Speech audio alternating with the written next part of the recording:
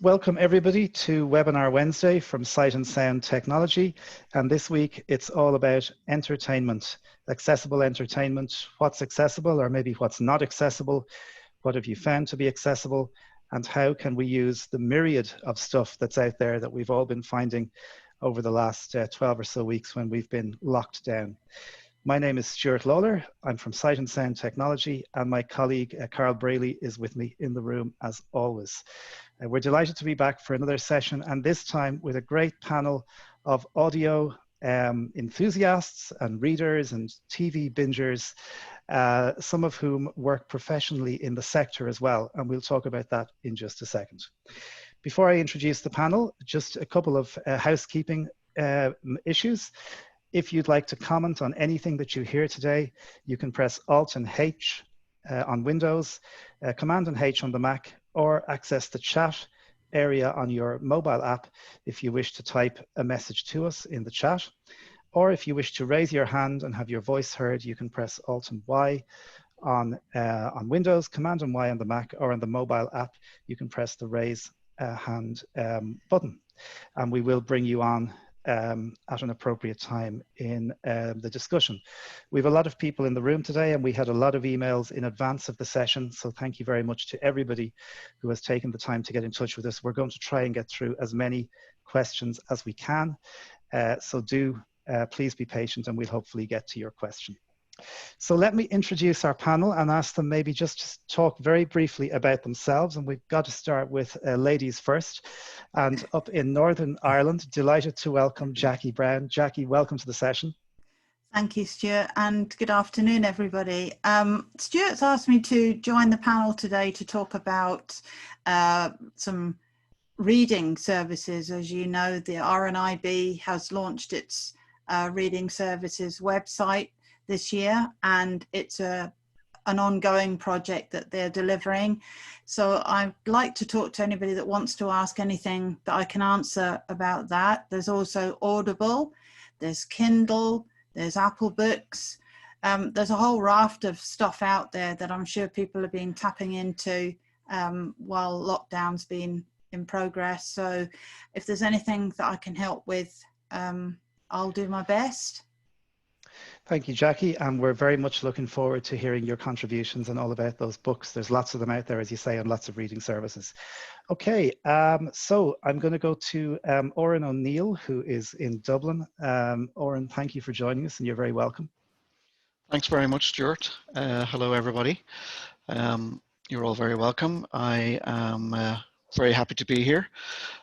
As Stuart says, I'm from Dublin. I work for the public service broadcaster here called RTE, and today I'm going to just talk to you about audio description and what we produce in audio description, and also a project that a colleague and myself are involved in in relation to the volume and quality of audio description worldwide. It's a project we've just started at the beginning of the year. So happy to answer any of the questions that you might have, and if I can't answer them, then I'm going to just throw everything over to Dave Nason. Thanks very much, Oran. Great to have you here. We have loads of questions on audio description, so we will be throwing some of them to you. And Dave Nason is here as well. Speaking of Dave, from Sky, you're very welcome, Dave. Thanks, Stuart. Yeah, so my name's Dave Nason. I work as an accessibility compliance lead with Sky. I'm based in Ireland, but work across UK and Ireland, both in terms of supporting the customer service side of things with the accessibility specialist teams that we have, and also the kind of product development and testing products and that kind of side of things. So I will do my best to answer any questions people have around from Sky specifically, or generally, you know, around the TV kind of area and audio description and all that kind of stuff. And I'm visually impaired myself as well, so I'm a user of all these features myself. Thanks very much, Dave. Great to have you here as well. And I know there's lots of queries that I think we're going to be putting back to you as well today. And finally, we're going over to Birmingham, and Paul Hopkins, who works at Queen Alexandra College. Paul, you're welcome. Hi, thanks very much for having me today. I guess in some ways I'm more of an end user. I think if I'm not already subscribed to most of the services mentioned, I have been. and probably a couple that I'm not at the moment. But yeah, my work is producing accessible information for a social enterprise that raises funds for the college that Stuart just mentioned. And apart from that, I think I produce podcasts. I've been doing that for a long time, and I'm currently involved in something called Audio Mo. So you basically record a podcast every day of the month of June, hashtag it with Audio Mo, and then people will find it, hopefully. And that's bringing together a lot of people at the moment. So it kind of has a bit of a lockdown kind of esque thing to it. It's nice to be able to hear lots of different voices, and finding that podcasting is something that many visually impaired people can take part in and do. So I think that's probably my perspective more for being here. But thank you for having me. Brilliant, Paul. Thanks again for your time, and thank you to everybody who's come along today, and of course to our panelists for their time.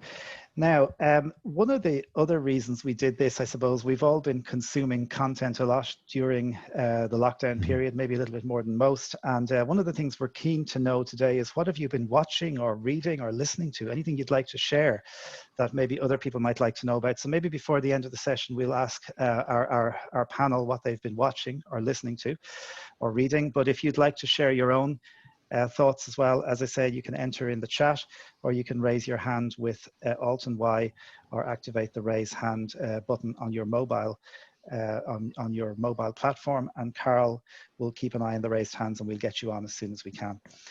So I'm going to start with Jackie to talk a little bit about books. And Jackie, there's so many services out there, but I know you've been exploring very recently the RNIB reading services. Tell us a little bit about that.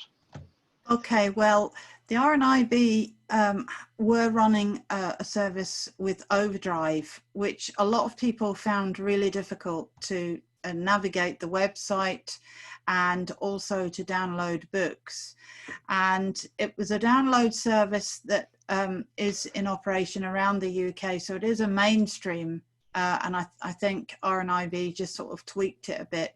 I was one of the original testers, and you know, there were lots of issues with the navigation of the site and downloading books. They were just MP3 files. They weren't DAISY books, and so therefore the quality wasn't good either. Anyway, RNIB have now abandoned Overdrive. They've closed it down, I believe, and they have been developing their own reading services website, which is, well, there are one or two issues with navigation and searching, but by and large, once you get used to it, it is really quite usable. It does mean that their books are available in DAISY, which is really nice. So you can download a proper DAISY title, which gives you the quality as well. And it also means that you can download BRF files, and there are quite a few books in BRF format as well. Paul Porter tells me that they are adding more and more titles all the time. Sadly, there won't be every single book that's available in the RNIB catalogue up there, because they have some publishing rights with certain publishers. So there will be some that won't appear on the reading services website, but most of them, I'm told, will be.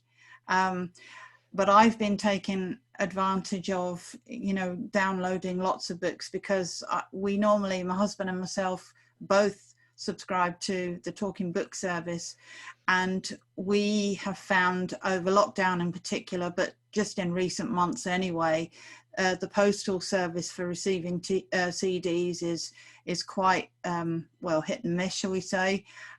So it's come at a great time really for people to use it. So that's why we are downloading a lot of books ourselves, and I can get through at the moment 3 or 4 books a week, because, you know, I'm just a real addict for reading. I love using my Victor Reader Stream device for reading books, and I just think that the reading service, the more you use the website, the easier it sort of gets. There are 1 or 2 issues which I've raised with RNIB about it, and other people have as well.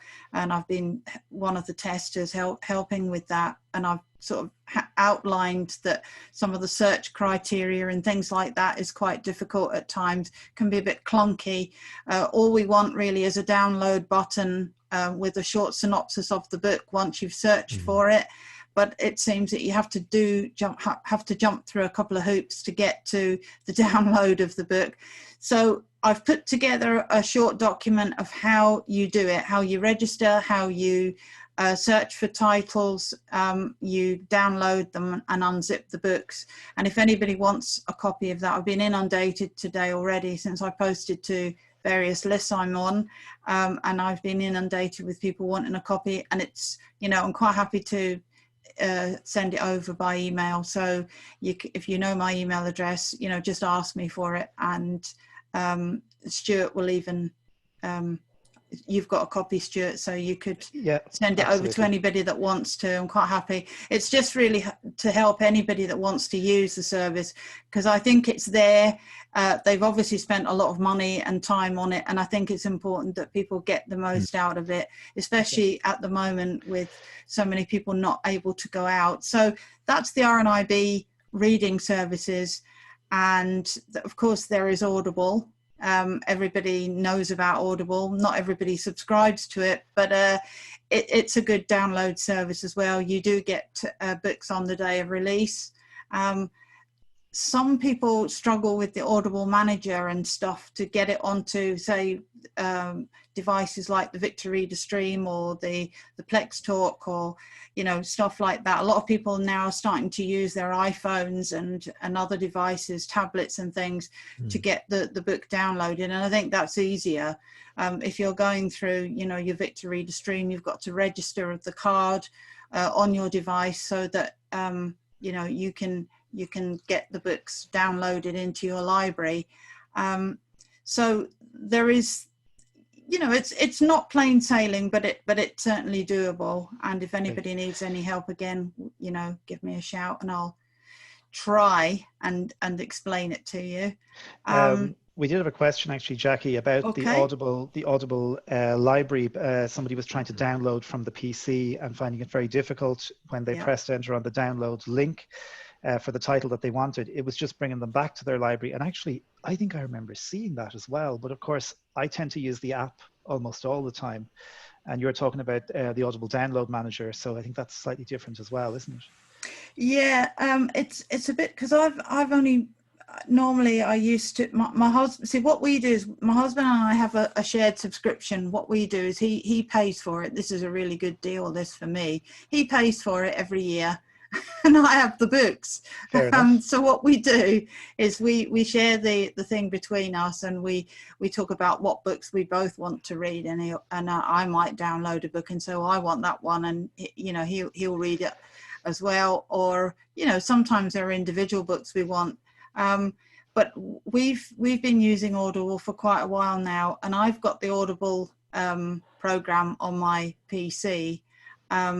It's not the one from the Windows store though, and this there is a difference with this apparently. If you try to use it, get the Audible app from the Windows store, apparently it's not the same as the app that we've got, the actual application, if you like, that we've got, and I just I sign in as Martin, and I go to his library.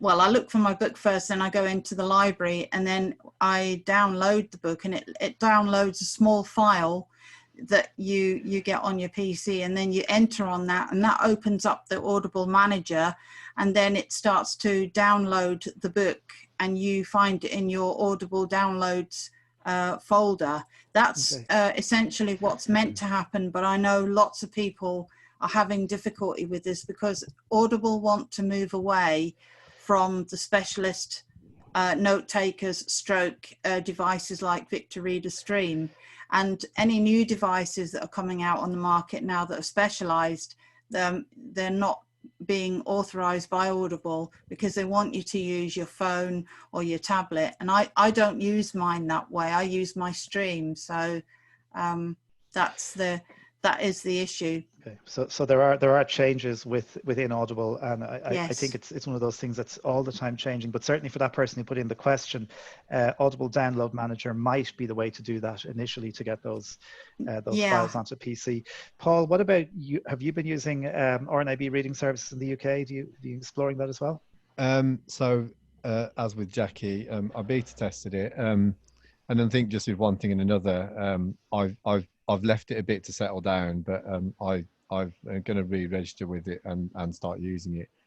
I was waiting for the Dolphin Easy Reader to support it, and I think it does now. So I kind of chickened out a bit, because I thought, well, I've beta tested it, and there were still some leftover bits and bobs that I'd highlighted that I felt needed to be addressed. So I thought, well, I'll leave it for a bit and see what the people are saying, and then come back to it. But it is something that I'm going to do, because I'm also subscribed to Calibre and things like that as well. So we often forget Calibre. Yeah, absolutely. Who've been around for a long time. Yeah, I think they punch above their weight, to be quite honest. I mean, that they're not bad at all. So it is something going back to. But I have to be honest. I mean, and we do need to think, and myself as being a bit of a lobbyist, I suppose. Need to remember that while these specialist devices are around and they're absolutely needed by people, I think we do need to make sure that we're talking to Audible as end users, and making sure that they sort of remember that.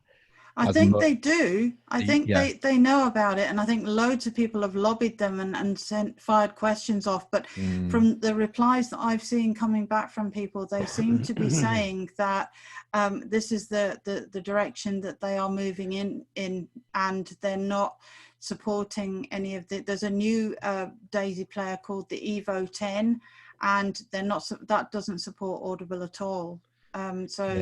This is the difficulty that people are having now, and the replies that they're getting are very they're just sort of quite basic. Okay, because as I say, I use my phone for most everything really, and so it would be easy for me just to say, well, I'm okay because I use the phone, but I'd say that isn't the approach that I would want to take. So I will definitely push for a better answer if I can. Not that I'm any better than anyone else, but I can be persistent. So I'm gonna go over to Ireland to see what Dave and Oran are sort of doing in terms of reading. Dave, how are you? What are you accessing, or how do you access books? I'm very much just Audible, really, for my reading. I haven't really gone into the other kind of services, reading services, to be honest. And at this point, I do it all on the iPhone app. Mm-hmm. So if you go back 10 years or so, I was probably downloading them from the website and using that with iTunes, and then syncing across the iPhone, which was quite tedious, I found. So then when the Audible app came along and it was accessible, I was straight in there. And I've always tended to be a sort of all-in-one person when it goes to the iPhone, and I've never had like a Victor Reader Stream or any of those kind of specialist devices. It's just, for whatever reason, I've always gone that kind of route. Oran, I think you mentioned to me the other day the BorrowBox service. Yeah, I'm kind of unlike the rest of the group in that I'm cheap. So I don't like paying for anything. So I tend to use BorrowBox quite a lot. So BorrowBox is an app, and it's connected to your local library service. So that's mainly where I download my books from and listen to. And it's an okay user interface. It's fairly basic. There are some clunky bits with it, but in general, I find it okay. And if I then can't find a title I'm looking for, I would use the National Council for the Blind here in Ireland, their library service. And what I like about that is it's integrated into the Dolphin Easy Reader app, which is really cool. I like it a lot. And just picking up on what Paul was talking about, that the Easy Reader app, just to plug some guys, the RNIB, I was listening to them last night, to the RNIB Tech Talk, and Stephen Scott did a very good demo using the Easy Reader app with the new library, the RNIB app. Went through that very well last night. I thought it was very good. It seemed to be quite a user-friendly experience. But yeah, I was using Audible, and I remember as Jackie was talking about the problems with the manager. I didn't like Audible for that reason, and I kind of went away from it. And I, quite frankly, at the time when I signed up with Audible, I thought their books were very expensive. So I decided not to go with a subscription eventually, and just use the bar box and the NCBI library, which I find adequate for my needs. Mm-hmm. Okay. How do people, this is just, I suppose, a kind of a general question, how do people feel about synthetic speech versus the human voice? Because I know I read a lot of kind of thrillers and stuff, and I really need to have a human voice reading to me. Do any of you guys feel strongly one way or the other about those kind of things? Yeah, I'm the same as you. Yeah, human voice. Okay. Largely depends. Sorry, go on. Sorry, no, you carry on. Yeah. Textbooks and things I don't mind reading with synthesized speech, because sometimes you're trying to swipe through paragraph by paragraph and you're reading it a different way. When it comes to reading for leisure, I just don't like the synthesized speech. I prefer to have that human voice. I think it gets very tiring when you're listening to something with a synthesized voice. You don't quite enjoy the book that much. Yeah, it doesn't quite bring it to life as much, maybe. Yeah. For me, it's about accessing the content. So if I'm using Kindle because there's not an audio version of that book available, then I'll use speech. And I mean, obviously I use speech all the time at work to produce accessible information, because I'm visually impaired, so I have to proofread a heck of a lot of stuff. So it can get monotonous. But even with narrate, with the human voice, I'll tend to speed books up a bit if I think that, and I've heard people cry sacrilege when I've said that before, but sometimes the book just flows better for me. It does. It totally does. I totally agree with you. I think it makes more animation to the narrator, and I just love a book that's sped up. And some readers, of course, they do read slightly slower than others. But when you listen to a book that's sped up and then you go back to normal speech, my goodness, you sound so dour. You just want to done that with podcasts before. If you listen to a podcast sped up and then you listen to it normally, you go, God, these people speak so But you also get some really cool people reading audiobooks. You do. Absolutely. And Fry reading Harry Potter.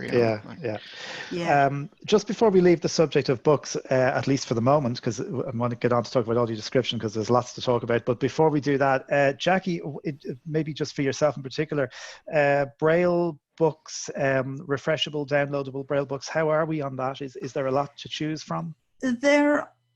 I wouldn't say a lot. I mean, there are a few hundred, I believe. I'm not exactly sure of the figure, but there are some, quite a few Braille books to download from the new RNIB services website.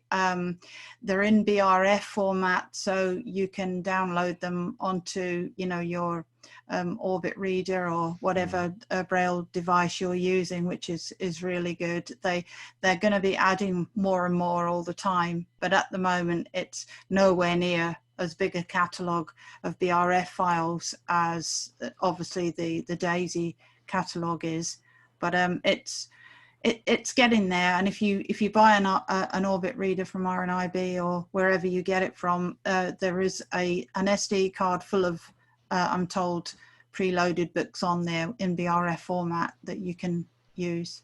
Yes, there are. And of course, I should also say at this point, if you buy a Focus, there is a good deal at the moment, slight reduction. Carl will probably tell me exactly what it is in sterling, but there is a reduction and you can put your books onto that as well. So lots of choice, I think, in Braille displays at the moment. Yeah, indeed. Really good. Okay, I'm going to just break from books for a sec, but before we go on to audio description, because loads of people sending in questions earlier about audio description, we'll just go to Carl to see if there's anything interesting in the chat that we want to refer to, or anyone who's had their hand up for a while who might like to come in very briefly. We will ask people if you can keep your contributions brief, because there's a lot to get through today. Carl, anything cooking?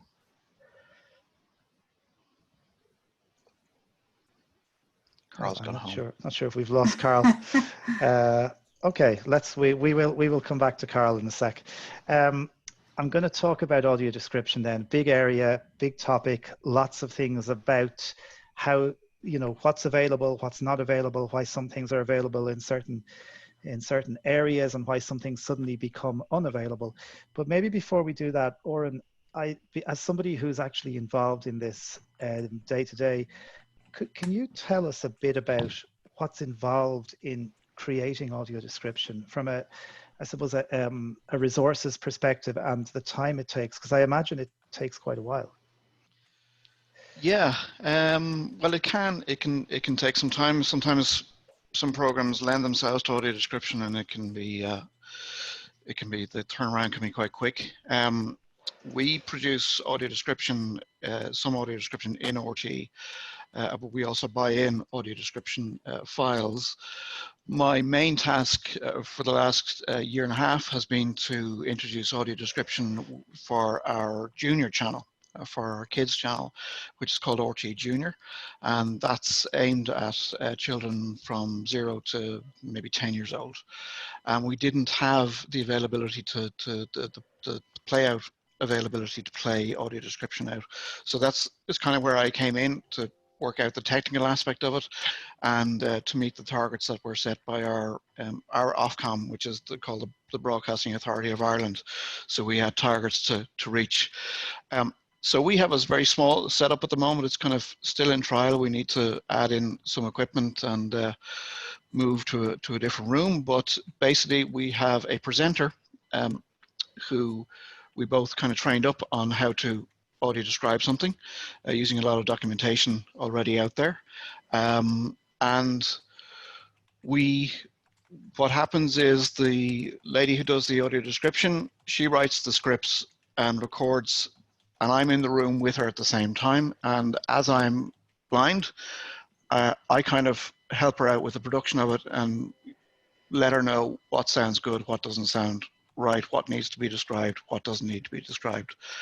So the process is simply we take in a video file.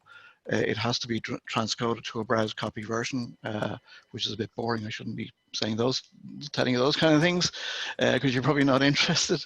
But she basically starts from the beginning, watches a program, and then goes back to the top.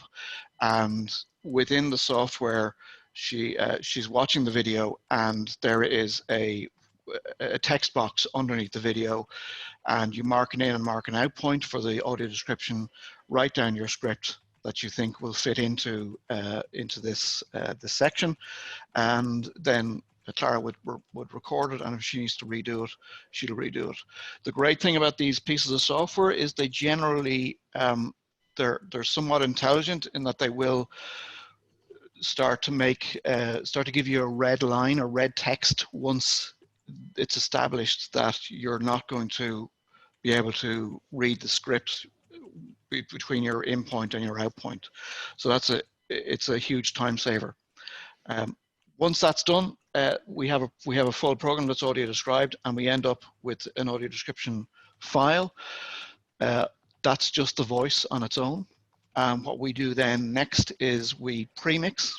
So we take the program audio, which is what you would normally hear on channels 1 and 2 coming out of your set-top box, and we mix that in with the audio description that Clara, in this case, would have recorded.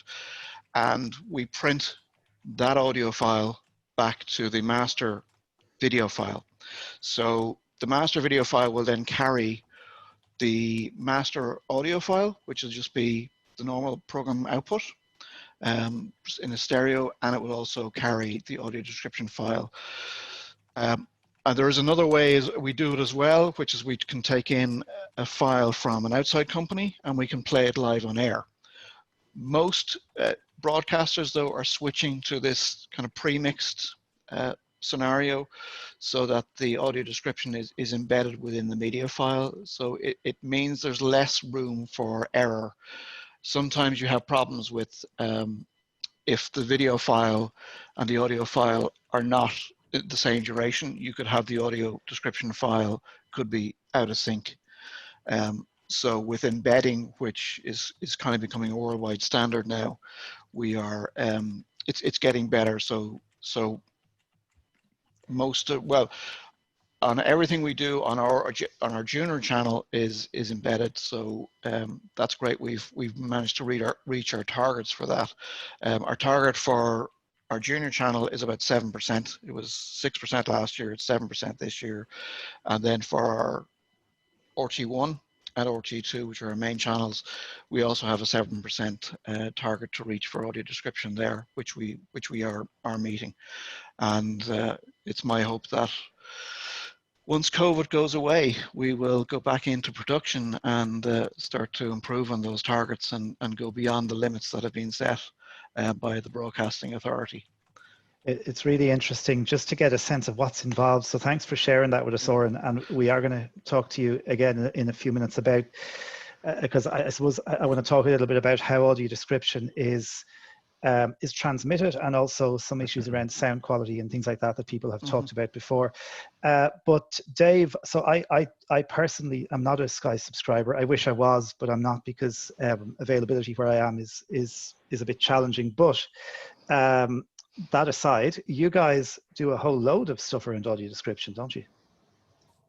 We do. I suppose being primarily a UK company, although we're UK and Ireland now and throughout Europe, but Ofcom have had targets of about 10% for quite a long time now. So they're a little bit ahead of the Irish authorities, I think, in setting targets. Sky are at about 28%, I believe, of our broadcasts on Sky channels have audio described. We aim to have everything, all the big shows. Certainly we try to, and if people come back to them and go, there's this amazing show and you haven't described it, we would want to know, because we want to hit the shows that most people are watching as a priority. And we kind of set targets around things like we try to keep the same audio describer across a whole series, because our belief is that that describer kind of becomes a part of the show for a viewer, and that kind of thing as well, and never have one series with audio description and another series without. We're kind of committed to that. If a show either has it or it doesn't. And that's really interesting. You mentioned that as one of the questions that came in by email, and I'm sure we've all, as users of audio description, come across this. You watch your favorite show on whatever the platform is, and you're 3 episodes into a season, and then episode 4 audio description is missing. Is that just somebody just probably doesn't upload the track or forgets to put it in, or are there licensing issues with audio description? Oran might be a better place to speak about licensing, but I think if that happened generally, especially episode to episode, it would be more of an oversight or a file issue. We had something like that with subtitles earlier this year with, I forget the name of the show, the Stephen King show, and that subtitles just didn't appear on episode 1. And it was just a technical fault. Somebody didn't press a button or something to that effect, but essentially, it should be on everything. Now, with Sky at the moment, it's all on broadcast. So if you've a Sky customer, whether that's Sky Plus or Sky Q with a satellite dish, you'll get it on the live broadcast and you can record shows. Where we haven't got it yet is on the kind of the on-demand library. Okay, but it is coming to the library through the app. Then is that the idea? We hope to be able to do it on demand at some point, but and I know that there's work ongoing in the background, but it's quite a big technical challenge in terms of the way our whole format is set up, the whole technical background of how the on-demand libraries are set up. It's not, unfortunately, a matter of simply switching it on. There's a whole load of work that's going on, and working with how we're unifying our platforms across things like Now TV and Sky Germany and Sky Italia and even Comcast in the US. Sure. Part of the same conglomerate. So there's a whole lot of work going on around unifying platforms, and that's probably where audio description can maybe come in. Okay, we'll come back and talk more about this in a sec, but I'm just going to quickly go to Carl to see if we've any hands raised, if anybody wants to ask a question at this time. I know there's some stuff going on chat. Everybody seems to be having their own conversation on chat. So I see a lot of stuff on chat. Yeah. It goes crazy. We currently have 12 people with their hands up, so we're going to start with Alex. Alex, Gibbons. okay. So bear me 1 second. So again, if you are asking a question to the panel, or if you're making a comment, if you could keep it concise, we'd really appreciate it. The quicker we can get the comments, the more people we can get in today, because obviously it's great to hear your voice. So Alex, good afternoon. Hello there. How are you? Yeah, not too bad. It's a bit wet and lovely in Devon today, but otherwise nice. Good. What would you like to say? Well, this is a very interesting one because what are we... Sorry, you'll hear my voiceover go off. Basically, what are Amazon Prime doing? Because they are my main bugbear with audio description at the moment, basically. They seem to bring up lovely content. It's a great thing on the Alex Rider, and unless you stick a rocket up their bottom, they don't bother with audio description. Okay, any of you guys using Amazon Prime? I think we talked about this off air beforehand. They do have some strange things. Paul, any comments? I think it's like with all audio description. When it's everything else is fine. Disney Plus came with it originally. Netflix has it for everything. The only people I have complete annoyance, I've messaged RNIB about it. We've had it with The Card this year. You didn't get audio description to episode 3, and that's through basically discussing it with RNIB, basically, and then getting involved. You've had it with loads of different dramas this year on Amazon Prime because they just don't bother with the audio description. Yeah, I mean, there's a list that is more extensive than it was. I think there's probably into the hundreds now. That there are lists available of everything, but there is inconsistencies, and obviously I'm not speaking for Amazon or anyone really, but it's definitely one of those things that when you have it, you think yippee. And with Netflix, you pretty much, as Alex suggests, Netflix is standard. Netflix and Disney and Apple, it's standard. It came with the software. But there's plenty of stuff on those sites still that isn't. So you still got this 10%. I'd say it's less than that with. Apple and everything. I think Amazon is the bugbear. I think one of the things, Alex, and I think this was raised in relation to a separate issue a couple of weeks ago, was even using the power of social media to talk to them, to talk to Amazon and say, they don't listen. Or through the RNIB. I'm sure there's, and I would certainly think they are working on it. Maybe they're a little slower than the others. Maybe they're working through their own processes. But there is lots out there. But of course, if that's your primary one, I can understand it's a little bit. I would say as well, there's a difference sometimes between original content and library content that they have. So Apple TV Plus has 100% because they committed to all of it's only original content. They're creating their own. Yeah. They don't have anyone else's. Fabulous. Netflix is fabulous. Netflix is fabulous for original content, but try and watch something that's from what I'm trying to say. Yeah. Even Channel 4. Derry Girls, if you watch that I remember watching that on all Channel 4 and I had it, but on Netflix it doesn't. Old stuff like they've got Buffy the Vampire Slayer, and that has audio description. Yeah, yes, I think even with original content on Netflix, it's not all audio described. So, for instance, I just finished watching Schitt's Creek, the 6th series, and that's a recent series that didn't have audio description on it. So, I just have never had a problem. Sorry, going to voice over. I've never had a problem with Netflix when it comes to audio description. It's only Amazon Prime. I would agree that Amazon Prime are behind the curve of the others. Certainly, they're not as far behind. If you look at, say, Now TV is probably the only one that I can. Now TV, I don't even use because I know nothing has audio description for Now TV. It's not even worth going to. It's okay, Alex. Listen, it's a really good comment, but I'm just conscious there are more hands, so thank you very much for that. Thanks a million for your comment, we're going to go to the next person, I think, Carl. Yep, we are indeed. Jules Armitage. Jules, so good afternoon, Jules. I think you just have to be unmuted. You might have to unmute yourself.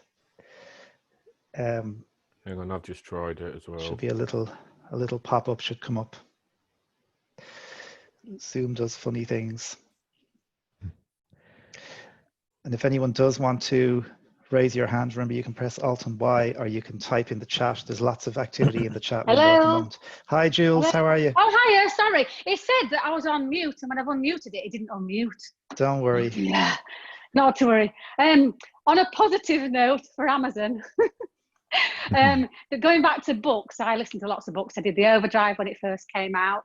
and I'm getting to grips with the easy reader, but I keep putting it down because I haven't yet got a book that I've actually been able to listen to with a human voice. But with the Audible, going back to Audible, which is part of Amazon, isn't it? Yeah. You can, the great thing I like is if you've got an Alexa, which I have, which is accessible for every visually impaired person, or everybody, to be honest, you can go from one room to another and pick up and just say, read my book, just like that. And it will pick up from where you last read it. And I just think that's absolutely brilliant. So I agree with that's that. on a positive you note. can. Yeah. You know, rather than, I can do it on my phone, I can go into overdrive, you can play it, you can, but to have it from one room to another without having headphones on or carrying something around with you, it's brilliant. It's just a shame it costs a month, but to be fair, sometimes it's worth it just to get sort of like the newer books, because you tend to get more new releases, don't you? Yeah. I would say as well that I think one of the problems with the Amazon Echo, listening to them that way, and this is just from a personal point of view, others might not agree with this, so it's fine, but it doesn't speed up the book, does it? Oh, I've never tried, I don't know. Probably not, no. I don't think it, I have a feeling, a horrible feeling at that it doesn't, and that would be bugbear number one for me. But then, well, you see, I quite like my voices to speak in a quite slow version. Right. When I hear people, because I lost my sight about 5-6 years ago. So when you hear people with the phones and the phones are going really fast, I can't understand any of that. So I quite like to speak in a sedate, slower voice. Well, it's just another way of listening to books. So thank you for that. Yeah. Thank you very much, Jules. Very nice to get your comments. Bye. Thanks a million. We'll just go to one more hand for the moment, Carl, and then we will come back to the raised hands. Okay, Richard Wheeler. Okay, so Richard, good afternoon. You might have to unmute yourself. He's there, ready to go. Oh, you're ready. Is that unmuted? Sorry. Hi, Richard. Yes. Yeah, we can hear you. Hi. Yeah. So just going back to before, as you say, Audible, I've just started using. I think it's great. Podcasts, just quickly, which I've used a lot of the time. The Apple Podcasts app, you know, I used to use quite a lot, then found it a little bit inaccessible, so moved to one called Overcast. But primarily, there's one of the things that, you know, I'd like to talk about is the Apple TV stuff, which I use for pretty much everything, find really accessible. Netflix obviously is brilliant. Sometimes it doesn't have audio description, but after a little while it does. There's Amazon Prime is, as you were saying before, one of the things that I find the most annoying with Amazon Prime is that it seems to have a built-in screen reader. So you can't change the speed of the voice, and it's a bit glitchy at times. So I mean, I don't tend to use it too much. My sighted partner kind of uses programs on it, and I think it's got some audio description, but you know, going back to as David Nasson, as it was saying before, one of the main things that I found particularly frustrating is the Now TV, and the, you know, there's absolutely no audio description on there, which I've basically got confirmed from Now TV because I've tweeted at them, used Facebook, used the live chat, tried getting hold of them in many different ways, try and see if it's going to be something that's brought in, if it's something that's going to happen. It's one of the ones where I don't tend to use live TV that much, partly because one of the things that wasn't mentioned before, which I'd quite like for David and people to get into a little bit, is obviously navigating live TV and things like that. Because I'm not too sure how accessible Sky is in terms of which program you're on, which menu you're on, and things like that. So you know, I tend to use on-demand stuff the whole time, and there's massive programs like Game of Thrones, Walking Dead, things like that with no audio description. Yeah, but it's the only place that you can get them.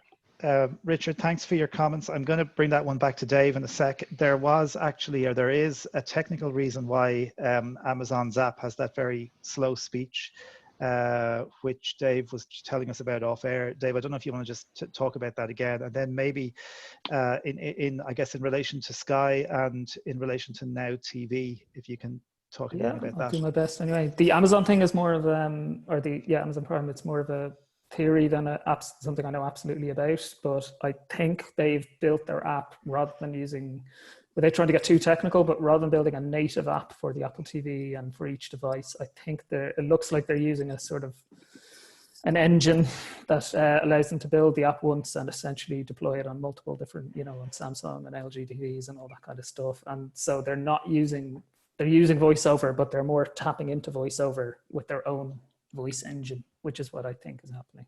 If that makes sense, it's gonna. Yes. So, okay. On Now TV, I could say it's the same as the Sky on demand, the same kind of blocks that essentially, I think it's fair to say audio description was overlooked in the early days when it was being built, and now going back and fixing it isn't as easy. And so it's part of a same conversation that's going on about a whole technical refresh of the background systems and audio description. For anything kind of new that happens in that sense, I'd be confident that audio description will be there, and it'll be there in the future, but I can't give you a time frame for when it will be there, but I can absolutely guarantee you it is in the conversation. It is being talked about a lot, and how we can do it, you know. Yeah, I think if I'm going to represent the end user a little bit, as I said at the beginning of this, I would say that that's quite incumbent, really. If you think when audio description started, I mean, I think it's got to be the 90s, hasn't it? The early 90s, and there was a 10% then, and I know the BBC, I think in the early 2000s, talked about having 20% available and all the rest of it, but we're still talking about quite low numbers. And I think I would very politely say to you know, if we can start really working out how we can get around some of these problems, but you know, it would be amazing. You know, I'm aware that we just don't, as end users, don't get to this point that we are on this webinar, where we have people that are absolutely invested in moving it forward. But it's for the end user, it just becomes frustration because they don't get these answers that we're getting now, which is why these webinars are so important. So as an end user, I would say, you know, if it is that incumbency, if we can make it as ubiquitous as possible moving forward, I mean, you know, that would be absolutely fantastic, because it must drive customer demand, and it must drive, you know, I would subscribe to Now TV in a heartbeat if, you know, as I did with Amazon. You know, as soon as they started having audio description, I was there. You know, I think Paul, we're actually very lucky that we have the two guys today who are working in content in these services, who themselves are blind and are very, very aware of those issues, which is I hope great, my genuine. Yeah, I hope my genuineness came across there, because absolutely. These are conversations I have on a daily basis. You know, absolutely.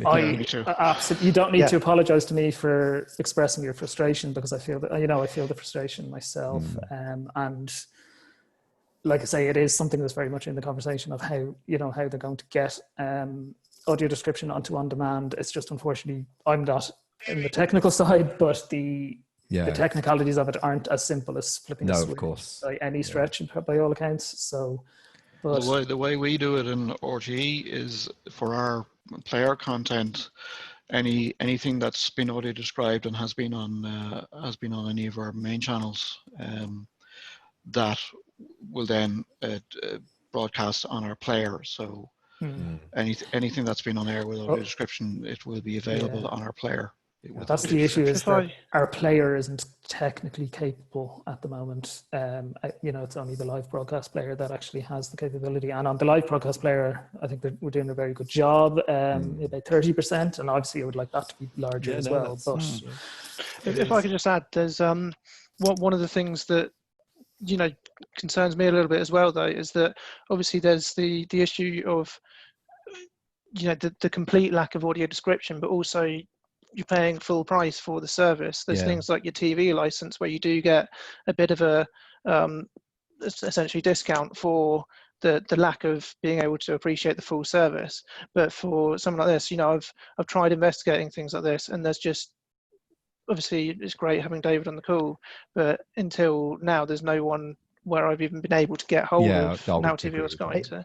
I think, Richard, this probably goes back to the kind of lobbying idea. And actually, we got a question from someone who said, should I talk to Ofcom or RNIB in relation to increased audio description across TV services in the UK? And I think Paul and Jackie and I think all of you were saying Ofcom are the people to chat to, right? To sort of, I mean, to lobby. I did actually email them about the Now TV stuff, to be honest. I've tried so many different avenues and I haven't got anywhere yet. Well, Ofcom, I believe, are bringing in rules around on-demand, video on-demand services as well. So up to now, their targets have only covered live broadcast, but I believe they are being updated. So, and I agree. I think we all need to be very loud about what we want and why, I think just a final point, essentially, is that one of the frustrating things is firstly the licensing thing, where if these services are literally the only services that are even allowed to show it in the UK, but they don't offer audio description.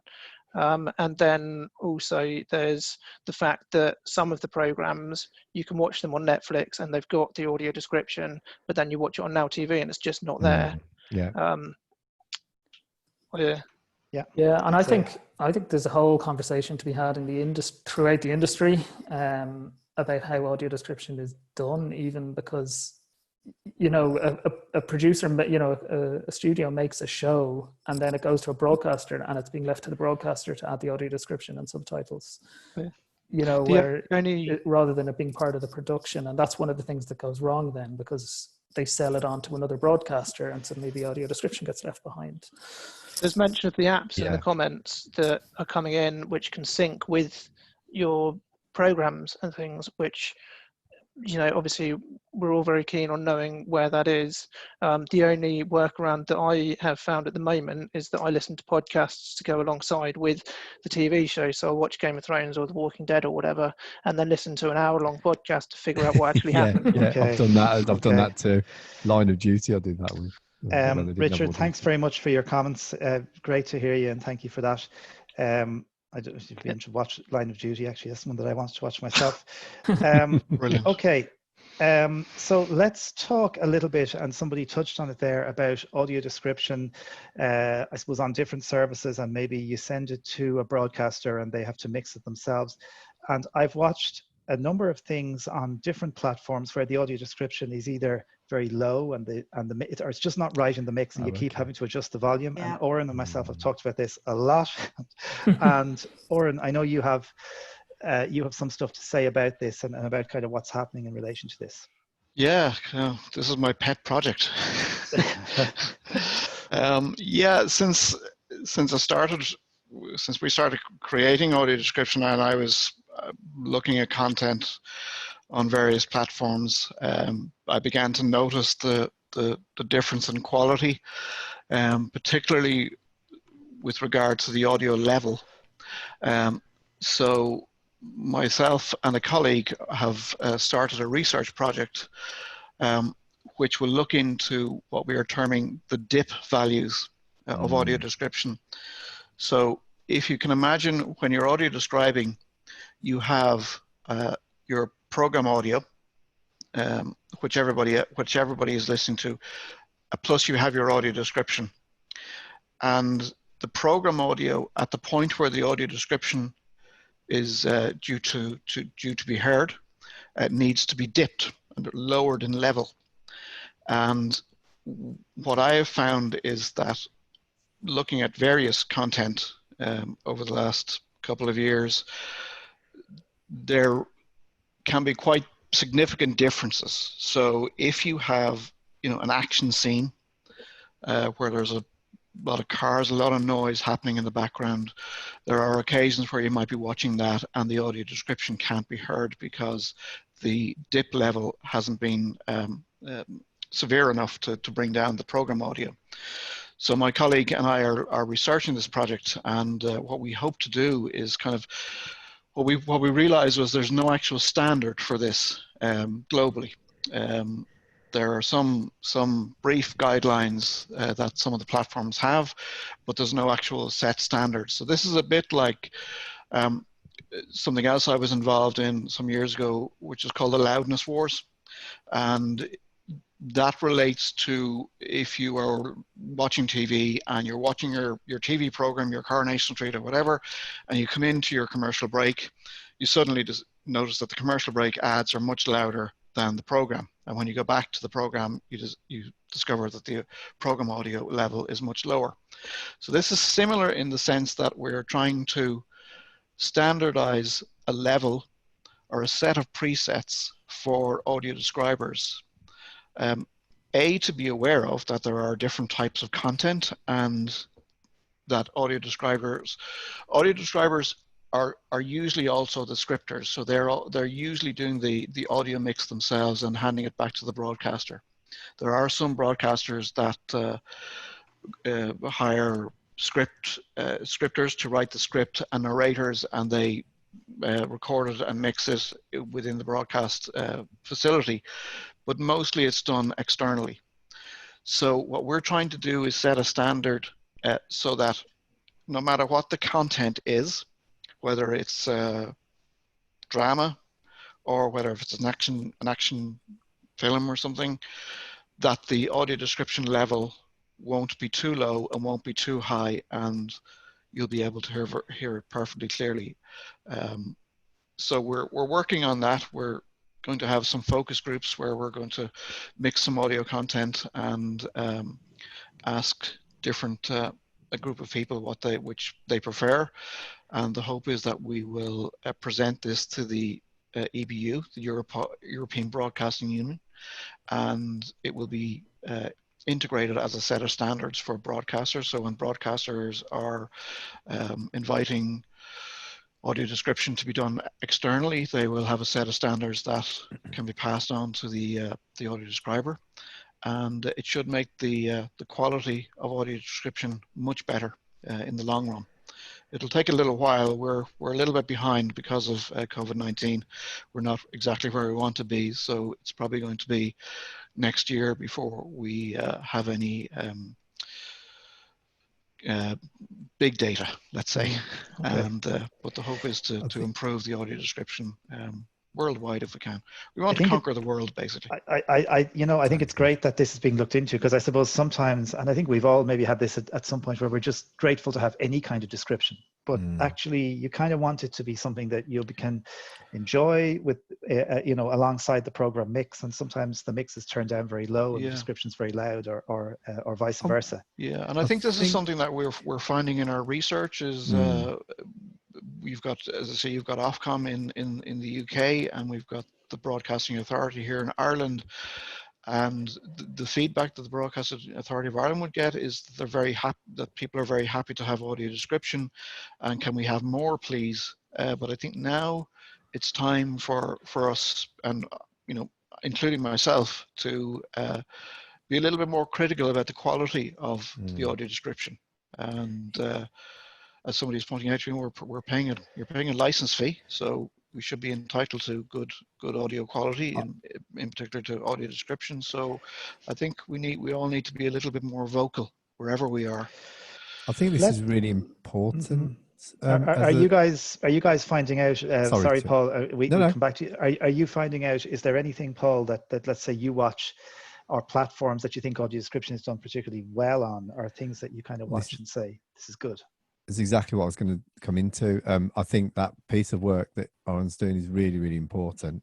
And I think that, really audio description, maybe this is the way that it gets gravitas, is that it becomes almost an art form, because, you see, I've listened to Coronation Street in the past, where, you'll have an American voice doing audio descriptions. They've got all these northern Lancashire voices or whatever. And then it's like Betty's in the kitchen making hot pot. And then it'll be, she looks ensconced. And then I'm thinking, what does ensconced mean? So then I'm, and I think where I've seen it done really well, it's an older film now, but it was East is East. It was a film, and it's so good. And I think with East is East, the audio describer was almost like one of the characters. They did it so well. The levels were good, obviously, but you almost thought of the person as an extra character because they had a similar sort of accent. Now, I know that's not always possible, but definitely things like scripting. And if you're saying ensconced, and 1 minute you're describing something in a way that everyone, and then you use a word that most people go, they'll at least have to do a double take and work out what that means. Well, we're aiming for that in Sky, actually. A massively important piece of work there. We had two examples that really brought this to attention. We had a program that we actually decided to re-AD ourselves because the describer was describing it was a kids program, and the audio describer was describing things coming in from stage left and background and foreground and stage right, and we knew that the children watching this wouldn't understand it. But I fully agree with you. It should be seen as a creative process, and actually Absolutely. something we did last year at Christmas was one of the people who does the audio description for us was actually part of a Christmas panto, which was being filmed for our channel, and she took it upon herself. Well, we had a talk about this beforehand, but she took it upon herself that during production, she would let the producer or the director know that where a scene where the dialogue needed to be elongated, because she was going to be writing the audio description for it. So she was able to say, you need to leave a little more of a gap there because I have to say what action is happening on screen here when we get this into post-production. So that really became part of the creative process, which is brilliant. And it is so important, the kind of relevance, isn't it, of description to an audience. I remember watching Frozen a couple of years ago with the daughter of a friend of mine who was about 6 or 7. Now, she was fully sighted and wasn't keen on the audio description anyway to start with, but I was explaining it to her, and then there was words in the description that she wouldn't have had a hope of understanding, and I might have struggled to explain to her. So yeah, I think this stuff is really important. Sorry, Dave, you were going to come in. I was going to say, I saw a message there from Amy, I think it was, that said about Game of Thrones and some other stuff being good, and then history and stuff not being as good. And it reminded me of a conversation I heard with one of our describers, Neville Watchurst, who takes such pride in the work of going in, scripting it himself and really trying to find the mood of the scene he talks about, you know what I mean? So if it's a somber scene, he'll try and kind of reflect that in it. Whereas sometimes you get audio description that's just very robotic, and people have different tastes. It's a bit like screen reader voices to some extent, but I think it's definitely a creative process. And then I was thinking back to watching Sunderland Until I Die on Netflix, which was all about, an English club in the North East and an American audio describer who's talking about the players are on the pitch scrimmaging, and I'm like, what is scrimmaging? It turned out it means training, but it was just using a completely different language. Or the bleachers when they mean balcony. Let's just go to Jackie for a sec. Jackie, what do you look for in audio description? What do you like? What grabs you, or what platforms do you like at the moment? I have a Samsung TV with voice guide turned on, which is great for navigating the TV. It's really useful with so many channels these days that you can find out what the channels are by going through. But in terms of TV, I like documentaries which tend to be more self-explanatory. I think that the David Attenborough series on Blue Planet 2 and the 7 Worlds, 1 Planet series, where the audio description interspersed with his narration I think that's just absolutely brilliantly done. And we watched it, live as it was coming out every week. So I tend not to watch too much catch-up TV because I can I don't know, most people would be familiar with the T-Vonix Freeview set-top box that RNIB brought out many moons ago now, and mine is still going. So it's really useful for recording anything that we want to, and watch it back later. So I tend not to use catch-up services too much. But if I go away to my family in Scotland, then I take my phone with me, obviously, and I have the ITV hub on so that I can watch Corrie or Emmerdale when they're all in bed and I go to bed and I listen to it through my headphones because they're not interested in it. And you know, I get the audio description from the ITV Hub, which is now available on iOS as well as Android. So that's good. But that would be about the amount of catch-up TV that I would bother with, to be honest. On the subject of accessible boxes, Jackie, and things like smart TVs, Dave, we had a question. One of the questions given by email was from somebody who's using an old Skybox, I think called Talk, and so it speaks to Sky channels. Talk. Sky Talk, yes. Is it? Yeah. And this lady, the box is no longer working or is giving trouble, That's and right. her family are thinking of upgrading to Sky Q. And Dave, she's wondering, is the Sky Q facilities, will the Sky Q offer her a similar facility in terms of reading the channels?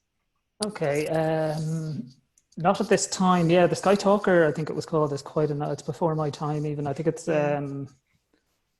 on one of the older boxes, and to be honest, from what I've heard, it didn't really work out really it didn't kind of work how they wanted to do, and it didn't allow for upgrading and things. So it was something they tried that didn't work. People who are on Sky Plus may know that you can use the app, the Sky Plus app on iOS or Android to control your box, and that's probably the easiest method. And with Sky Q, what I can say is there is a screen reader, text-to-speech is in kind of active investigation, active development. They're working on a kind of a prototype at the moment. So we're hoping, you know, again, it's one of those I can't tell you when, but I'm hoping it's sooner rather than later. That there will be actual text-to-speach on the Sky Q box itself. It's about time, to be honest, because you know, a lot of people have said to me that Sky really haven't, and Virgin Media as well. I'm not just going to single out Sky here, but Virgin Media as well haven't made their app or their equipment very accessible, and it's okay for people who are very, you know, good at remembering that you have to go down so many levels, count this way, count that way, you know, to get to where you need to go, like the planner and things like that. I don't know, because I've not really bothered with it, but I know, you know, a lot of people have said that, you know, it's about time that, you know, if these people want you to pay for these services and you subscribe, then you should have equal access. The same as people who can see to use them. What I'll say on the apps as well is Sky Go in the past, and I know when I joined the company, the Sky Go app wasn't very good. It is now. We worked really hard last year on making sure that the Sky Go app was fully accessible, works very well with both VoiceOver and TalkBack.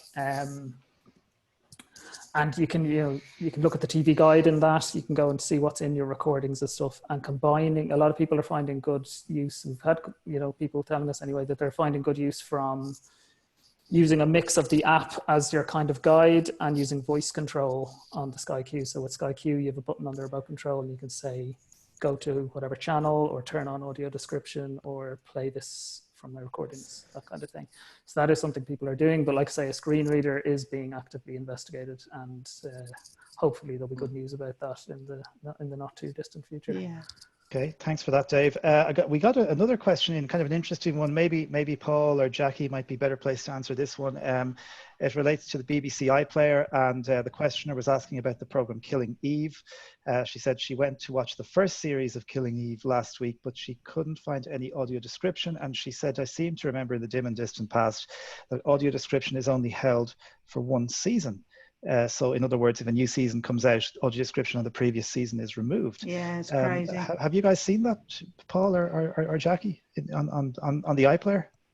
I wouldn't be able to answer it over the what would be that specific Killing Eve series, but I was referred to. But even in general, have you seen? Yeah, I referred to Line of Duty earlier, didn't I? Yeah. So with Line of Duty, most of it I couldn't watch. So the previous episodes, the previous series I couldn't watch with audio description, and that was when I said that I had to start looking at Google to find out what happened. And so then with the later episodes, I got it. BBC have recently finally got this function where you can just turn on audio description once. It might still be in the beta menu in the settings, where you've got enhanced video control. If you switch that on, then you can turn audio description on. So in theory, anything that has audio description, as with like Apple TV and Netflix, Apple TV Plus, all the rest of it, should just happen. So if it's got audio description, you should get it. That at least takes away some of the mystery of having to. But yeah, I've definitely found that when I go into the category of audio description, certainly in the past with the BBC, I think, oh great, so it's in there. That means it must have audio description. Then find that it actually doesn't. So whichever, we could be talking about. Yeah, I've heard the same kind of thing, and I've heard people say that EastEnders is one where you'll get the couple of recent episodes are audio description, but if you want to watch anything further back, say, and you're catching up, then from a week or more back, then there's no audio description. I can't comment because it's not one of the programs I watch, but I have had this comment a few times. I've seen people say that.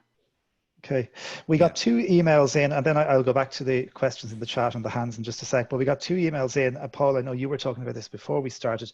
One of them is about Netflix on the PC. Is it accessible? I know you've had a look at that. But the other one, which kind of got me curious, was: has anyone used the Netflix Party Chrome extension? Sounds kind of funky thing. I don't even know what it is. Kind of got me interested. Has anyone used the Netflix Party Chrome extension? Have you guys?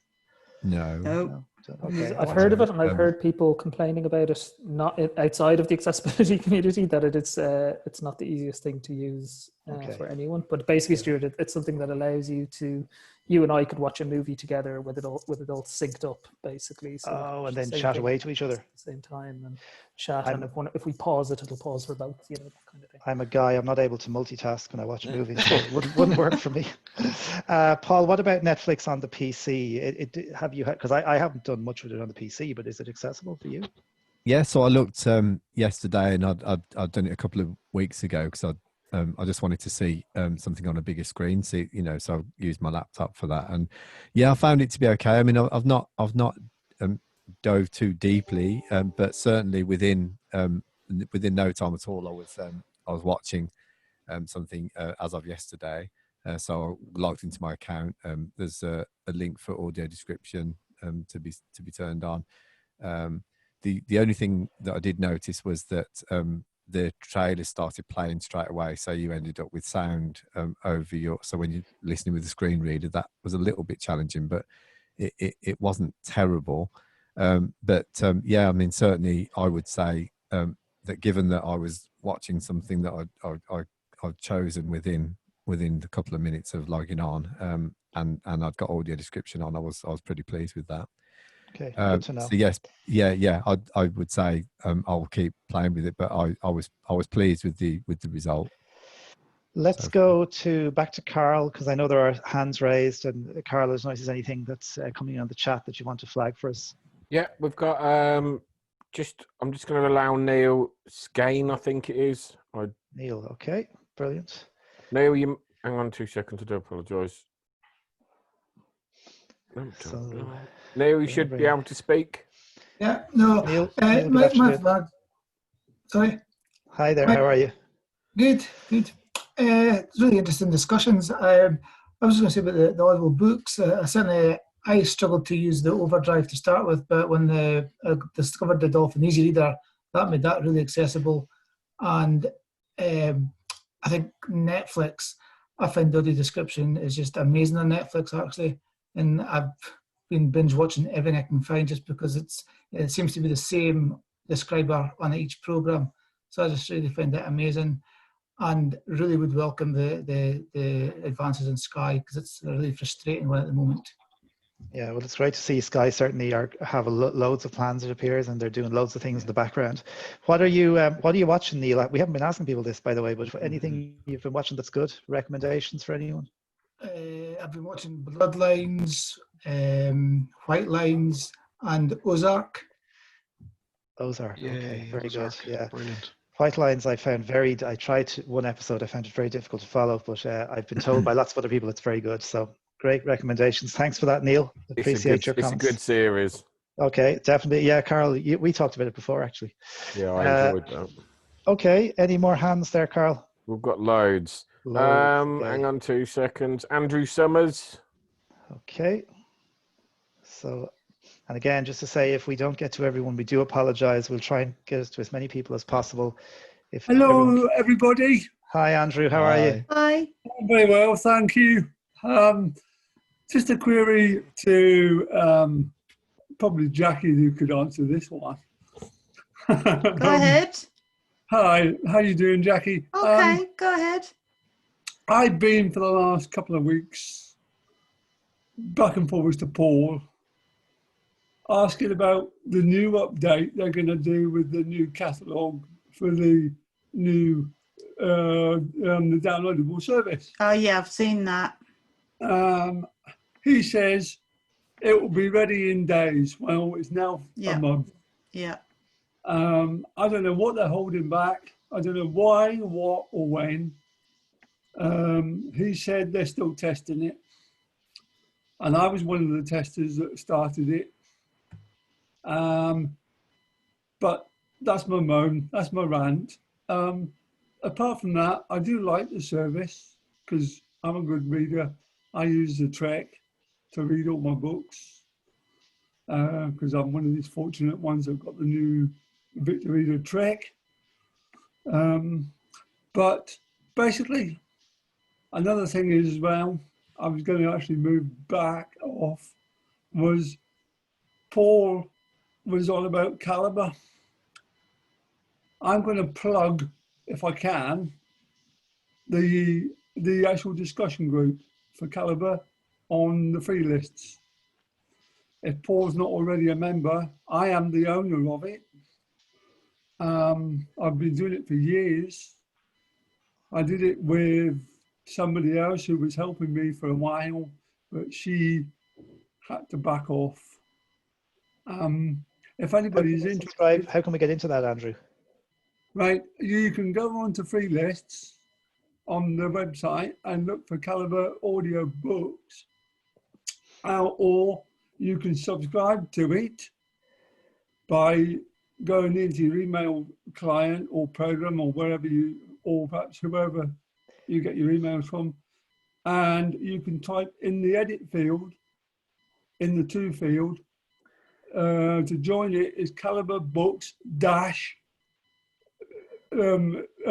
actually subscribe at freelists.org and put the subject in the subject line as subscribe, leave the main body blank and send it. You will then get a response automatically to confirm your joining of it. Sounds good.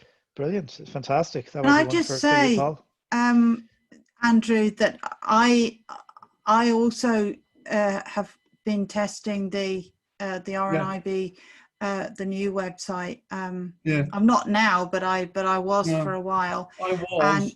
And I don't know what's happening with the new update. I just sent Paul Porter, RNIB, the document that I've been circulating today about how to use it.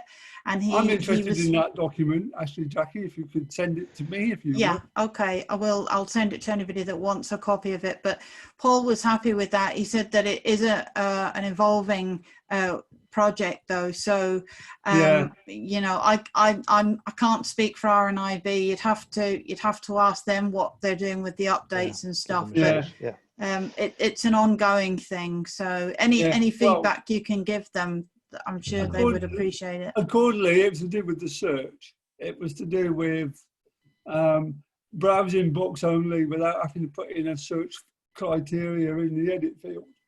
Yeah. Okay. Well, maybe, as Jackie said, give them a shout, Andrew, and I'm sure they'll be able to tell you where they are. Thanks a million for your contribution, Andrew. We're going to move on because we have a lot of hands raised. So we'll try and get to one or two more people and then maybe come back to that. Carl, if you want to. Yeah, we've got Tom O'Neill. Tom, good. Tom is only down the road from us. So Tom, you should be unmuted, I think, in a sec. Just while we're getting Tom on the air, just to say to people again, you can raise your hands with Alt and Y, and if anyone wants a copy of Jackie's guide, which I now have, you can drop us an email and I'll happily send it on. It's really, really comprehensive. Very Tom, well. you might have to unmute yourself. There might be a button, Tom, that says unmute. It might say the host is allowing you to unmute yourself, and if you press enter on that, it should bring you on. I think we're there now, are we? We have you, Tom. Yeah. Yeah, you have, yeah. I was talking about the Calibre app there and how inaccessible I had found it just to join it. But I think Andrew has just answered where I go next is onto the subscribe list on that one. I wanted to ask Oran to throw a few comments out on how poor or otherwise, or how good or otherwise, the people come back to him to say about the player on RT. It has failed me to use it. I haven't gone near it in about 2 years because I found it just so poor. And yeah, back to yourself from the Northern Ireland. Is there a cost to be a member of the RNIB library that you're talking about? No, there isn't. It's a free service, and you just go on and register. And whereabouts is it you live? Are you in Southern Ireland? Yes, I am. Yeah. Okay. Well, as far as I know, you can use it, but to be honest, you'd need to check with RNIB first whether they will accept people overseas or not, or outside of the UK. I don't honestly know the answer to that, but check it out with them. But if you can go on it, then good. Great. Register and see what happens. Oran, would you like to talk about the RTE player? Yeah, hi Tom. Yeah, fully take your point. I can tell you that there is we are testing at the moment a new component for the RTE player, which should make finding the audio description button much better. We have identified some issues with the player, and we are currently working on those issues to make the navigation a lot better. I can't go into too much detail, but we have a substantial list, and the good thing about it is, to a certain extent, which may not help you, Tom, but as somebody who's blind and is working for the organization, I'm one of the first people to raise my hand and say this isn't working particularly well. So it's not that we haven't forgotten about anybody. We haven't forgotten about the accessibility on the player, and it needs to be improved. We are working away on it, and updates will happen during the coming months. Haven't moved, have not touched in about 2 years. You think maybe it might be worthwhile to have another look? I will always recommend giving the RTE player another look, Tom. Thanks, Oran. Well done. Great answer. Oran, I hope they give you a few Apple quid. TV, by the way. It's not too bad, no. No, it's not. Especially for live content, it's quite easy to navigate. Yeah, it's very good. Yeah. Just hit the on now button and select what you want, and off you go. So it is getting better. It absolutely is getting better, and there's a lot of people working on it. So it may seem sometimes that nothing's been done, but I assure you, we are looking into the accessibility of it. Brilliant. Thanks for that, Oran, and thank you, Tom, for your comment. We go to one more hand, Carl. If we have another hand. I muted myself. There's loads. That's okay. Samuel Wilkins, I've just unmuted you. You may need to do it yourself, though. Samuel. Hello, can you hear me now? We can. How are you doing? I was really interested in what you were saying about audio description. I've been using Zero, which actually you put me onto on the BrailleSense webinar. Yes. And I've been using that because I find that I want to just listen to the MP3s rather than watch an audio describe program, simply because it reduces bandwidth. And also, I'd be very interested in your focus group with the levels, because I've been fascinated by how audio description is written, and I've been reading a very good book called An Introduction to Audio Description by Louise Fryer. Yeah. And it's a gold mine if you want to do audio description. And and Zero has also allowed me to compare the audio description styles from such people as RNIB when they used to do it, and ITFC Deluxe and the Media Access Group. And I really like the way they do it, the levels on the old RNIB ones, because that was actually very well done when it came to the levels. But the Media Access Group, they tended to just have the levels at the same where the audio description was coming in. I think it also depends on the level of the volume in different scenes. For example, in a very quiet scene, you might not need to turn the volume down, but in an action scene, you would. But I'd be very interested in joining a focus group and doing any sort of research and helping in any research. Well, the aim is to just with that research is where you describe where you might have an action scene and the level is quite loud. The idea there would be a preset.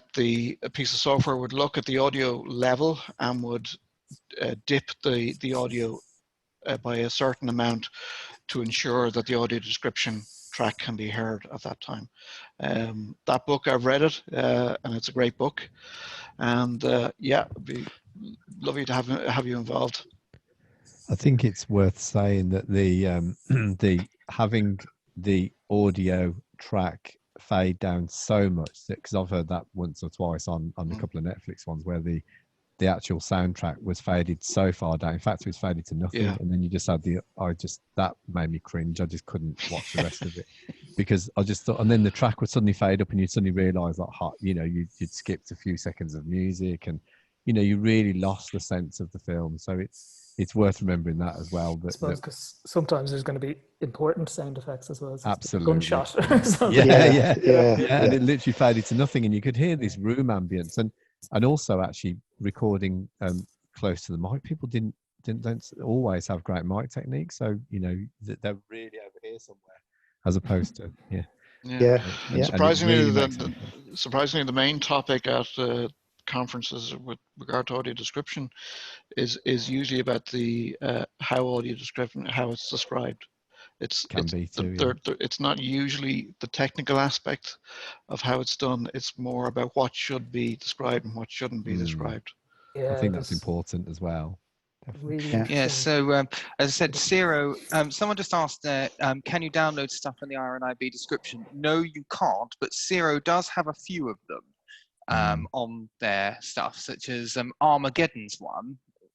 They have, and also some others such as Howard's End and a few others. But as I said, I use Zero rather than Netflix or anything, just for bandwidth reasons, because there isn't anything else that will allow you to just listen to the audio rather than because the video takes up a lot of internet.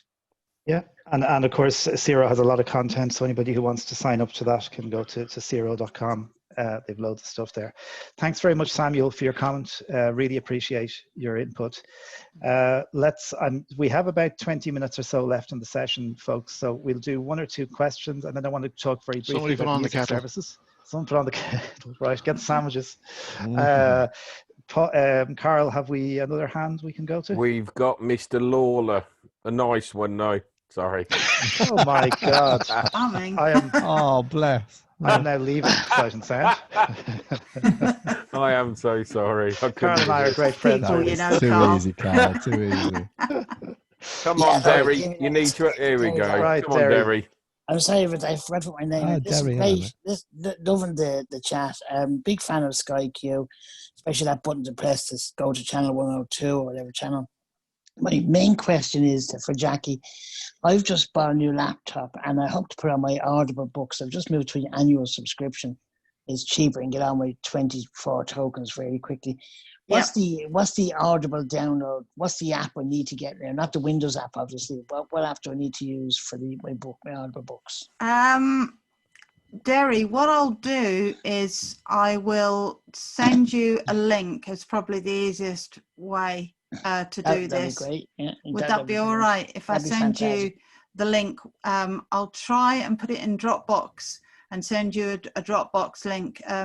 If failing that though, I'll make sure that you get it anyway, so that you can download it. It's not the latest version, I believe, No, that's right. Same to Kindle. When to get the EPUB format, you need to use the older version of Kindle.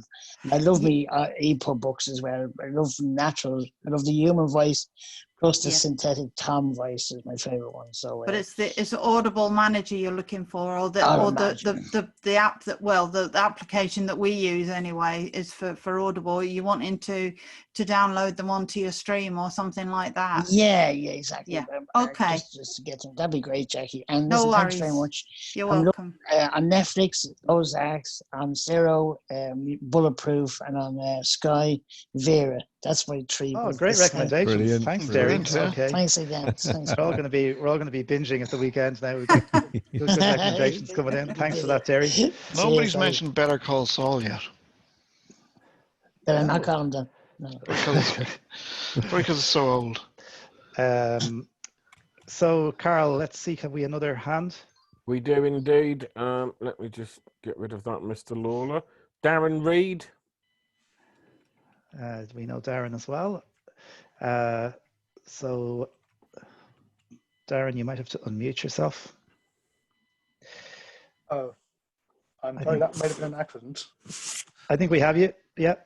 I think my raising hand might have been an accident there. No problem. Well, nice to say hello anyway.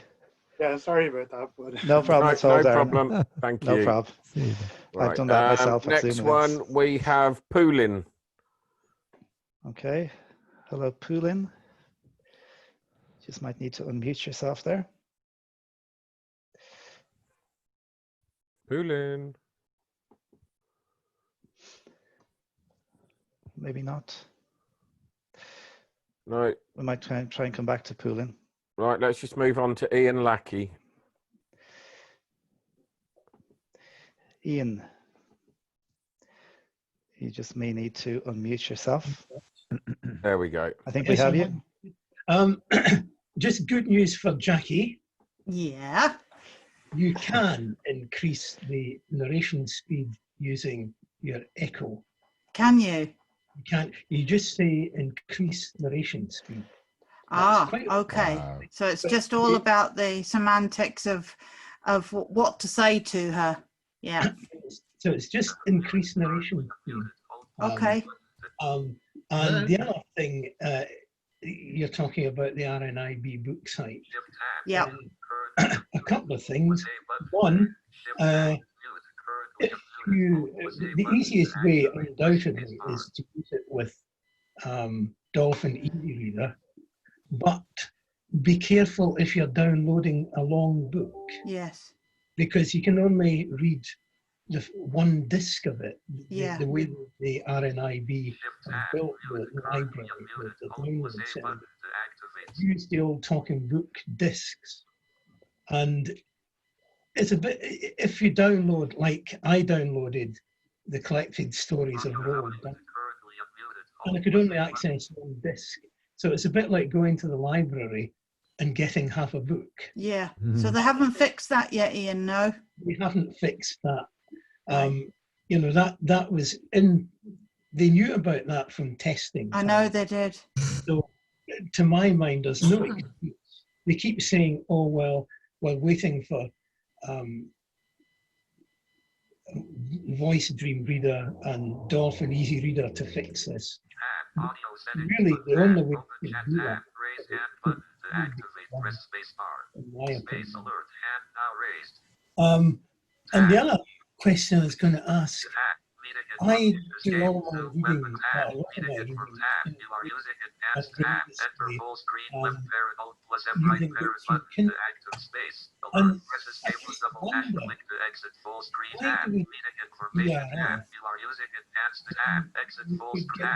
we Ian, can I just stop you there? Somebody's using JAWS and I just cannot hear what you're saying. I'm trying to work out who's unmuted at the moment. It's not me. It's not Sorry, it's Poulin, yeah. No. Poulin, we're just going to mute you for a sec, okay? And we'll come back to you because your JAWS is coming across. Sorry, Ian, you should be able to talk now. Sorry, ask that question again, Ian, the second one. Sorry about that. Hang on, I've been muted. I'm unmuted now, I think. Yeah. You're fine, we can hear you. Yeah, it's just that there's so many other ways of reading books using a braille display. do we really need BRF? I suppose the RNIB have decided on that format because of probably the Orbit reader, probably to push the Orbit reader. Maybe I'm being a bit unfair, but I would suspect that is one of the reasons why they're pushing BRF. But I do agree with you that there are, you know, for those people who want to read books with a Braille display, you know, like Apple's iBooks or, you know, Kindle books and so on. You know, and there are those, aren't you? So there are text, you know, electronic, the Seeing Ear. Has anybody heard of the Seeing Ear? Yeah. That's another source, and also Project Gutenberg as well, where you can get loads of textbooks. But I would think RNIB are keen on the VRF format because they know that you can use that with the Orbit reader. I think one of the, I think, Ian, sorry, one of the issues for the BRF with in favor of them as well, I suppose, of the BRF format is A, they're small, but B, they have generally been created by a human. They've been proofed, they've been written, and the kind of technical code and syntax is going to be correct. I think you know, reading books on the phone with iOS Braille is great, but there are some, as we all know, some quirky things with Braille translation in iOS. Yeah. So you know, you will get, I suppose, a BRF is going to be cleaner. I guess it depends what you want it for. Yeah, I found BRF much easier to read. And finally, I noticed that the Audible app for iOS has been updated recently, and it's even easier to use than it was. Oh, is it? You can organize your library. It's easy to get things off your device. You know, it's very good now. Yeah. Okay, that's good to know. Ian, thanks very much for your comments. Good to hear you. Thanks, Ian. Yeah. Okay, so you got these. Let's bring Poulin in just very briefly, if we can. So Poulin, you're unmuted, yeah? Okay, can you guys hear me? We can hear you, yeah. Right, this is apologies guys, I'm not technically minded. I've used Zoom for the first time today, so. Oh, well done. Yeah, I think a lot of questions have been answered, but if I can maybe repeat myself, correct me if I'm repeating, but we've been discussing audio description, but as to the box, like my Samsung TV, you go into the menus, you activate accessibility. So when I press 1, you'll say BBC 1, press another button, it'll give the program description and everything else. And, you know, over these years, BT said to me, who I'm with, that they're developing a box. Sky there, obviously a representative there, has said they're doing it. But under the Qualities Act, DDA Act or whatever, it's not worth the paper is written on, because all these companies, they seem to just be taking their time, and nothing's happening fast enough as far as I'm concerned. I think these things always take time, and I think part of it is that I suppose technology is moving so fast.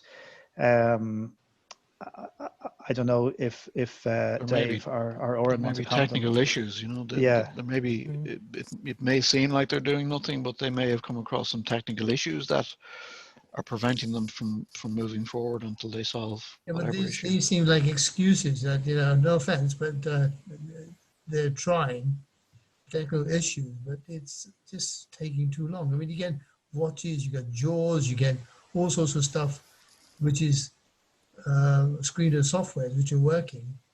You had the old Onyx box RNIB, which they don't do anymore.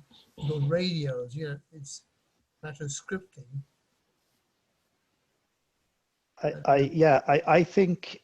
I actually think there's a lot of engagement from these companies now, and that they are really trying to find out where the pain points are and work to resolving them. And, you know, I think as we've heard today, there are some really interesting things happening in the next little while. Oh yeah, absolutely. But I mean, I don't think the RNIB really is playing such a big role to try and coordinate or push things.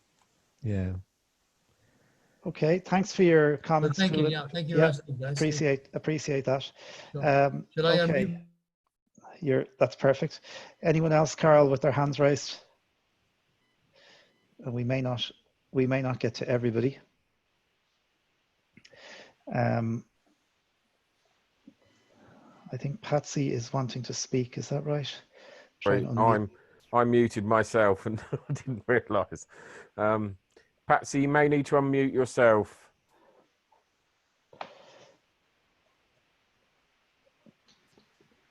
I think we have you, Patsy. No? There we go. Yeah, we can hear you, Patsy. Okay, well, I started off with one question, but as you went on with different speakers, all sorts have cropped up for me. Mainly, my biggest problem at the moment is the transition period that I am in and trying to navigate the right sort of reading devices that I can use on a tablet or on a phone to be mobile, because at the moment I have a Read Easy which keeps me stuck on a desk, and I'm getting kind of fed up with that. So this is for reading online books for things like maybe Kindle, Patsy, is it? Well, I don't have a Kindle. I never did investigate the Kindle because I didn't have the level of vision that would have allowed me. And although it has a voice, it was very annoying. I didn't quite like it. So no, I just listened to other people's and didn't investigate it myself. So you're looking for something at the moment that you might be able to read books on, is that correct? Yes, like as people were saying, there may be an app that I can download onto a tablet or a phone that is portable. Well, Audible, I suppose, is one option that some people have been talking about here today. Yeah, there's a lot. There's Kindle. app. Yeah, there's just said that in the chat. Overdrive. Sorry, what drive was that? Overdrive. Overdrive. Okay. Yeah. I'm just making a note of these. Okay. Kindle, as I said, I mean, obviously Kindle, you don't pay for the Kindle app. You just, but you obviously pay. Easy Dolphin Easy Reader as well would be one that would. That's a really good start because you can download. Yeah. Use the RNIB library for free, can't you? I would imagine. Yeah. And I can access all of these online. Yes. Yeah, you'd have to download the apps. If you have a phone or tablet, you would need to.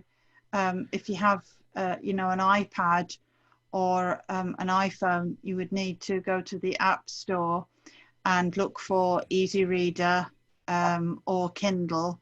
Okay. And if you have an Android phone or an Android tablet, you would go to the Play Store and do the same. Yeah, I've got an Android tablet. Okay, so then you would look for Kindle in the Play Store, or Audible, or Dolphin Easy Reader. I think Easy Reader is available on Android, isn't it? Yes. Yeah. Yeah. And are these? Do they? They're free. They're all free. They're all free. Okay. Yeah, they are. Tell me about the Audible. What is that all about? Because I've heard that mentioned several times. Well, Audible is an app that allows you to have a subscription. The app itself is free, but if you want to have a subscription where you get so many credits per year, then you can go in and choose books. So you have to set up a plan, and you can decide whether you just want to buy one book a month or whether you want a plan of 12 credits a year or 24 credits a year, whatever suits you. And then you can search for books and then you can download them. You save yourself an awful lot of money if you do it with a credit plan, because if you're an avid reader, then you can get a lot of books really for your credits. Okay. So. And the content range, is it very wide? Oh God, yeah. I think there's over 200,000. Okay. Yeah, there's loads. I mean, there's all kinds of genres. You can search by genre. You can search by author, by title. Okay. You know, that there's absolutely loads of stuff, but I think if you couldn't find a book on Audible, you'd have to be a little bit fussy, I'd say. Yeah, plenty of stuff there. Okay, all right. Patsy. I left a couple of other queries on the chat, which I'm sure you'll pick up at the end of the program, mainly for Jackie about what you were talking about. Okay, but you can anybody's welcome to email me as well off air once we go, because I'm going to have to go soon anyway. Yeah, we have to wrap up anyway. Yeah, so thank you very much, Patsy. Please, Stuart, pass on my email to anybody that wants to, you know, write to me and ask me something specific, and if I can answer it, I will in my own right as a blind end user. I'm not speaking for any organisation or company or anything. I'm just trying to help out people, really. I want to see them get the best out of what there is out there. Yeah. Okay, I want to just touch on, thank you very much, Patsy, and thanks, Jackie. I want to just touch on two quick things. One is a question we received from a parent who has two blind children, aged 7 and 12. And one of the things she was saying was that sometimes they go to watch something on TV, maybe they've missed the first airing, they're watching maybe a repeat later on, but the repeat doesn't have audio description, but the first airing did. Have any of you guys seen that? And I suppose sometimes maybe the audio descriptions aren't available on the catch-up services. Yeah, Doc Martin. I have seen that. Absolutely love Doc Martin, and it's always on. Sorry. Sorry, ever so quick. I was just going to say, Doc Martin's one of my favourite things to watch. Call me sad or not, but and I never get to see on at the time when it's being broadcast, you know, on terrestrial or whatever. So I don't get to see it with audio description, and yet in every other instance that, you know, even if you're buying it from Apple or whatever, you can't watch it with audio description. It must be something to do with copyright or something, but that staggers me, to be honest. We've got to get that kind of thing sorted if it's a copyright issue, because really, you know, how are we ever gonna? We're not going to ever get any uniform sort of situation if that's the big issue. Okay, Dave, you were going to make a comment on that? Yeah, sorry. I was just going to say, on the Sky channels, it should be on all broadcasts, not just the first one. But as we discussed earlier, it's not on demand, on the catch-up services, unfortunately. But on repeats, should have it at least on Sky channels. On the iPlayer and the hub that I find that. Yeah. And I would always say, and whether it's Sky or anyone else, do go and ask the question, or, you know. Yeah, I think a lot of it is just about contacting your provider, isn't it? And just explaining and saying, listen, this audio description was available. Can you put it back up? Netflix, I know, are pretty good at. I know there was something that was missing before. I was asking, I got on the online chat, and they did seem to resolve it pretty quickly. So I think if you tell them, they'll do their best if they have it. Stuart, can I just say thank you to you and everybody for having me, but I've got to disappear now. Yeah, so of course, Jackie. Can I just say thank you to everybody, and you are welcome to have my address, and you can, you know, contact me by email if you wish, and I will do my best to answer everybody that contacts me. And thank you again for having me. It's been brilliant. Jackie, you're welcome, and thanks for coming. And I want to thank everybody. We're just about to wrap up anyway. Okay, thanks. Thanks to our panels, to our panelists. Guys, you've been really great in giving so much of your time. We've covered a lot of things, although I sort of feel we could talk about this for a lot longer. And perhaps we'll come back again. But for the moment, sincere thanks to all of you, and to everybody who asked questions and who got in touch via chat and email. If we didn't get to your question, I'm very sorry about that. We will be back next week. We're talking about mobile devices and mobile apps next week. So more webinar Wednesday next week. So Jackie, Oran, Paul, and Dave, thanks very much for your time. And of course, thanks to Carl as well. Thanks to everybody for participating in the session today, and we look forward to talking to you guys next week. Thank you. Bye. Thanks for having us. Thanks, guys. Amazing. Thank you. Brilliant.